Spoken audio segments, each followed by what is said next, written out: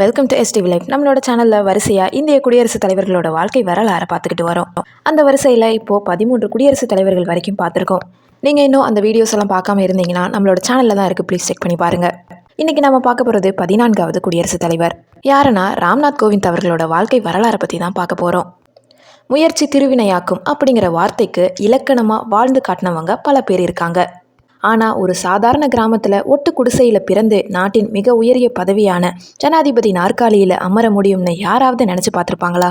அப்படி நினச்சி கூட பார்க்க முடியாத ஒரு சாதனையை தன் கடுமையான உழைப்பாலையும் நேர்மையாலையும் நிஜமாக்கி காட்டின ஒரு மாமனிதரின் கதையை பற்றி தான் இன்றைக்கி நம்ம பார்க்க போகிறோம்.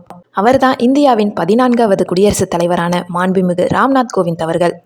வறுமையின் பிடியிலிருந்து குடியரசுத் தலைவர் மாளிகை வரை நீடித்த இவருடைய இந்த பிரமிப்பூட்டும் வாழ்க்கை பயணத்தை பற்றி இந்த வீடியோவில் விரிவாகவே பார்க்க போகிறோம். அதுக்கு முன்னாடி நம்மளோட சேனலை ஃபர்ஸ்ட் டைம் செட் பண்ணுறீங்கன்னா இந்த வீடியோக்கு ஒரு லைக் போட்டு மறக்காமல் சப்ஸ்கிரைப் பண்ணிக்கோங்க. வாங்க வீடியோக்குள்ளே போகலாம். ராம்நாத் கோவிந்த் அவர்கள் 1945 வருஷம் அக்டோபர் மாதம் 1ஆம் தேதி உத்தரப்பிரதேச மாநிலத்தின் கான்பூர் தேகா மாவட்டத்தில் இருக்கக்கூடிய தீராப்பூர் அப்படிங்கிற ஒரு சின்ன கிராமத்தில் பிறந்தார். இவருடைய தந்தை மைக்குலால் ஒரு நெசவாளர். சொந்தமாக ஒரு சின்ன மளிகை கடையும் வச்சுருந்தாங்க. இவருடைய தாயார் கலாவதி. கோவிந்த் அவர்கள் அவங்க பெற்றோருக்கு 5வது மகனாக பிறந்தார். அவங்க வாழ்ந்த வீடு ஒரு சாதாரண மண் குடிசை. இவருடைய 5 வயசில் ஒரு மிகப்பெரிய சோகம் நடந்துச்சு. இவங்க குடிசை தீப்பற்றி எரிஞ்சதில் இவருடைய தாயார் கடுமையாக காயமடைந்து இறந்து போயிட்டாங்க. தாயை இழந்த கோவிந்த் வறுமையோட போராடி தான் படித்தார். தன் கிராமத்தில் ஆரம்ப பள்ளியே கிடையாது. தினமும் 6 கிலோமீட்டர் நடந்து போய் தான் படித்தார். ஆனால் படிப்பு மேலே இருந்த ஆர்வத்தால் கான்பூர் பல்கலைக்கழகத்துக்கு போய் அங்கே வணிகவியல் இளங்கலை பட்டமும் அதுக்கப்புறமா சட்டக்கல்வியும் படித்து முடித்தார். LLB படித்து முடிச்சதுக்கப்புறமா சிவில் சர்வீஸ் எக்ஸாம் எழுத டெல்லிக்கு போனார். ஆனால் விதி அவரை வேறொரு பாதைக்கு கூட்டிகிட்டு போச்சு. சிவில் சர்வீஸ் தேர்வில் சிவில் சர்வீஸ் பிரிவில் தேர்வானாலுமே இவருக்கு வழக்கறிஞர் பணி மேலே தான் ஆர்வம் அதிகமாக இருந்துச்சு. இதனால் 1971 டெல்லி வழக்கறிஞர் கழகத்தில் வழக்கறிஞராக தன்னை பதிவு செஞ்சுக்கிட்டாரு. 1977 1979 வரைக்கும் உச்சநீதிமன்றத்தில் மத்திய அரசின் பதில் சட்ட ஆலோசகராக மிக சிறப்பாக கடமையாற்றினார். இதே காலகட்டத்தில் அப்போதைய பாரத பிரதமர் மொரார்ஜி தேசாய் அவர்களின் தனிப்பட்ட உதவியாளராகவும் பணிபுரியும் ஒரு மிகப்பெரிய வாய்ப்பு இவருக்கு கிடைச்சது. இந்த ஒரு விஷயம்தான் நாட்டின் மிக உயரிய அரசியல் தலைவர்களோட தொடர்பை ஏற்படுத்தி கொடுத்துச்சுன்னே சொல்லலாம். சுமார் 16 வருஷ காலம் டெல்லி உயர்நீதிமன்றத்திலையும் உச்சநீதிமன்றத்திலையும் வழக்கறிஞராக பணியாற்றி பல முக்கியமான வழக்குகளை வாதாடியிருக்காரு. ராம்நாத் கோவிந்த் ஒரு வழக்கறிஞராக இருந்தப்போ காசு பணம் சம்பாதிக்கிறத மட்டும் குறிக்கோளாக வச்சுக்கல. சமூகத்தோட நலிவடைந்த பிரிவினர், பட்டியலின மக்கள், ஏழை எளிய மக்கள் மற்றும் பெண்களுக்கு டெல்லியில் இருந்து இலவச சட்ட உதவி மன்றம் மூலமாக பைசா காசு வாங்காமல் இலவசமாக வாதாடி பல நன்மைகளை செஞ்சுருக்காரு. அவர் படித்த படிப்பு ஏழைகளுக்கு பயன்படணும்னு நினச்சாரு.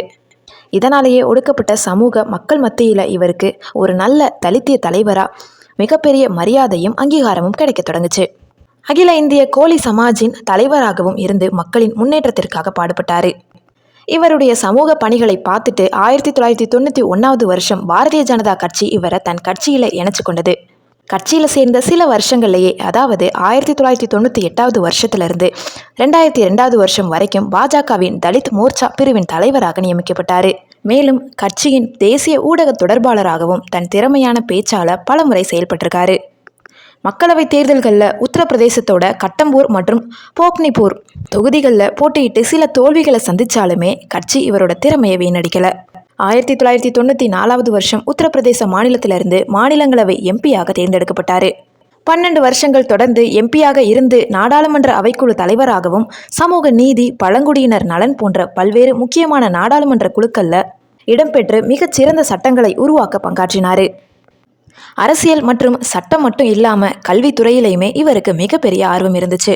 லக்னோவில் உள்ள டாக்டர் BR அம்பேத்கர் பல்கலைக்கழகத்தின் ஆளுகை குழுவிலையுமே இந்தியாவின் மிக உயரிய கல்வி நிறுவனமான கொல்கத்தா இந்திய மேலாண்மை நிறுவனத்தின் ஆளுநர்களின் வாரிய உறுப்பினராகவும் இருந்து கல்வித்துறை மேம்பாட்டிற்கு பல ஆலோசனைகளை வழங்கியிருக்காரு.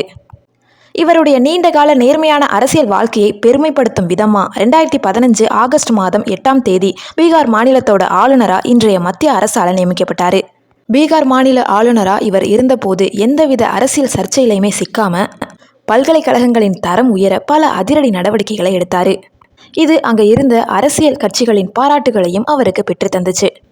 2017வது வருஷம் அப்போதைய குடியரசுத் தலைவர் பிரணாப் முகர்ஜியின் பதவிக்காலம் முடிவடைஞ்சப்போ புதிய குடியரசுத் தலைவர் தேர்தலுக்கான பாஜக கூட்டணியின் அதிகாரப்பூர்வ வேட்பாளரா ராம்நாத் கோவிந்த் பெயரை கட்சியின் தலைவர் அமித்ஷா அறிவிச்சாரு. நாடு முழுவதும் இருந்த பல கட்சிகள் இவருக்கு ஆதரவு தெரிவிச்சாங்க. 2017வது வருஷம் ஜூலை மாதம் நடந்த தேர்தலில் மிகப்பெரிய வாக்குகள் வித்தியாசத்தில் வெற்றி பெற்று இந்தியாவின் 14வது குடியரசுத் தலைவரா 2017வது வருஷம் ஜூலை மாதம் 25ஆம் தேதி பதவியேற்றுக் கொண்டாரு.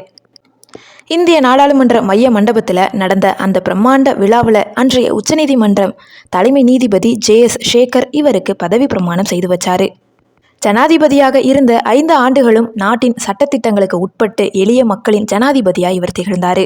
மண் குடிசையில பிறந்து தாயை இழந்து வறுமையின் பிடியில வளர்ந்து ஒரு சாமானிய கிராமத்து மனிதன் டெல்லி உச்சநீதிமன்றத்தில் வாதாடும் வழக்கறிஞராகி நாட்டின் MP ஆகி ஆளுநராகி கடைசியில இந்தியாவின் முதல் குடிமகனாக உயர்ந்த இந்த வரலாறு நமக்கு சொல்வது ஒன்றே ஒன்றுதான். பின்னணி என்னவாக இருந்தாலும் சரி, உன்னுடைய நேர்மையும் உழைப்பும் உன்னை ஒரு நாள் உலகமே வியந்து பார்க்கும் உயரத்திற்கு கொண்டு செல்லும். மாண்புமிகு முன்னாள் குடியரசுத் தலைவரான ராம்நாத் கோவிந்த் அவர்களின் இந்த உத்வேகம் தரும் வாழ்க்கை வரலாறு உங்களுக்கு பிடிச்சிருந்தா இந்த வீடியோக்கு லைக் பண்ணுங்க. நீங்க இந்த குடியரசுத் தலைவரை பத்தி என்ன நினைக்கிறீங்கன்றத கமெண்ட் செக்ஷன்ல சொல்லுங்க. ஷேர் பண்ணுங்க. சப்ஸ்கிரைப் பண்ணாம பார்த்துக்கிட்டு இருந்தீங்கன்னா ப்ளீஸ் சப்ஸ்கிரைப் பண்ணிக்கோங்க. தேங்க்யூ ஸோ மச் ஃபார் வாட்சிங்.